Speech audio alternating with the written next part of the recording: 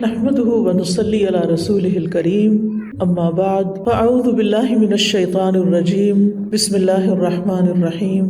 میں اپنے رب کی حمد بیان کرتی ہوں اور اس کا شکر ادا کرتی ہوں، اس کی ان نعمتوں پر جنہیں اس کے سوا کوئی شمار نہیں کر سکتا، ان نعمتوں پر جنہیں ہم جانتے ہیں اور جنہیں ہم جانتے بھی نہیں ہیں۔ ہم دنیا کے کسی بھی حصے میں ہوں لیکن ہم سب سے زیادہ اپنے رب کے وفادار ہوں، کیونکہ اس نے ہمیں پیدا کیا، اس نے ہمیں رزق دیا، اسی کی وجہ سے ہم اس دنیا میں ہیں۔ وہی ہمارا خالق ہے، وہی ہمارا مالک ہے، اور سب سے بڑھ کر یہ کہ اسی کی طرف ہم نے واپس لوٹ کر جانا ہے، اسی سے ہماری ملاقات ہونی ہے۔ تو ہمیں وہ کام کر کے جانا چاہیے کہ جن سے وہ راضی ہو، خوش ہو۔ تقویٰ کیا ہے؟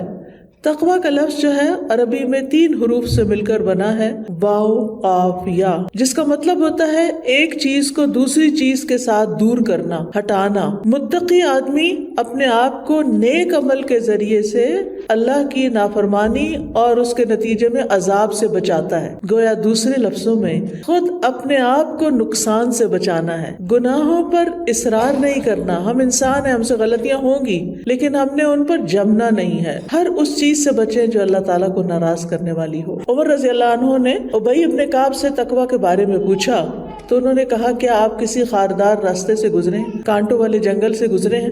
انہوں نے کہا، کیوں نہیں؟ تو ابی ابن کعب نے کہا کہ پھر آپ کیسے گزرتے ہیں؟ تو عمر رضی اللہ عنہ نے فرمایا کہ سمٹ کر، کپڑے بچا کر اور بھرپور کوشش کر کے، احتیاط کے ساتھ۔ ابی ابن کعب نے کہا، یہی تقویٰ ہے کہ دنیا ایک خاردار جنگل ہے، اس میں ہر قدم پر کوئی نہ کوئی الجھاؤ والی چیز ہے جو آپ کو اپنی طرف کھینچتی ہے، پکڑ لیتی ہے، لیکن آپ نے ان سب چیزوں سے بچتے بچتے اللہ کی اطاعت کرتے ہوئے اللہ سے ملاقات کرنی ہے۔ اور عبادت کرنے کے لیے پھر علم کا ہونا ضروری ہے، اور علم کے لیے پھر قرآن و سنت کو مضبوط تھامنا ضروری ہے۔ لیکن کچھ چیزوں کے بارے میں ہمیں علم نہیں ہوتا کہ ہمیں اس میں کیا طریقہ اختیار کرنا چاہیے، تو ہمارا دل بجنے لگتا ہے، وہ اندر سے آواز آنے لگتی ہے کہ یہ کام ٹھیک نہیں ہے، یہ نہیں کرو، تو پھر ان چیزوں سے بھی بچنا ضروری ہو جاتا ہے۔ تقویٰ ایک ایسی چیز ہے جس کا اللہ سبحانہ وتعالیٰ نے اولین و آخرین سب کو اس کا حکم دیا ہے۔ قرآن مجید میں اللہ تعالیٰ فرماتے ہیں، وَلَقَدْ وَصَّيْنَا الَّذِينَ أُوتُوا الْكِتَابَ مِنْ قَبْلِكُمْ وَإِيَّاكُمْ أَنِ اتَّقُوا اللَّهَ، اور یقیناً ہم نے ان لوگوں کو جنہیں تم سے پہلے کتاب دی